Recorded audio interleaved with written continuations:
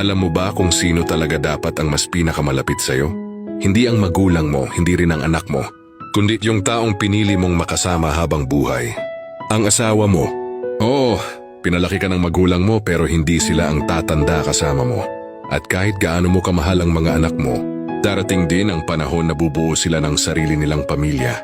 Pero siya, yung partner mo, siya ang mananatili.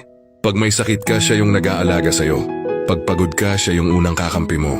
At kapag pakiramdam mo gumuho na ang mundo, siya pa rin yung boses na magpapaalala kung bakit ka dapat lumaban. He or she is not just your partner. Katuwang mo siya sa lahat. Kasama mo sa tagumpay, sa iyak, sa mga tahimik na gabi na parang walang nakakaintindi. Siya yung tunay mong tahanan. At tandaan mo, ang partner mo, hindi mo man kadugo. Pero siya ang tinatawag nating kabiyak. Siya ang better half natin.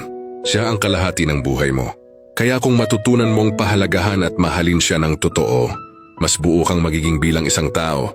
Kaya kung minsan nakakalimutan yung pahalagahan ng isa't isa, huwag kayong magtaka kung bakit parang lumalayo ang loob niyong dalawa. Pero pag natutunan niyong magpatawad, magtiwala, at magrespeto, makikita niyo unti-unting bumabalik ang gaan ng samahan. Ang tunay na pagmamahalan ay hindi kung sino ang tama, kundi pag-uunawaan kahit pareho kayong nasasaktan. At sana mapagtanto mo ito, hindi laging dugo ang sukatan ng loyalty. Minsan yung taong pinili mong makasama, siya pa yung tunay na handang sumuporta, magsakripisyo at magmahal ng totoo. Your partner is not a background character. Siya ang backbone ng peace mo, ng buhay mo, ng tahanan mo. Di siyempre huwag kakalimutan lagi ang Panginoon, na siyang unang-una sa lahat.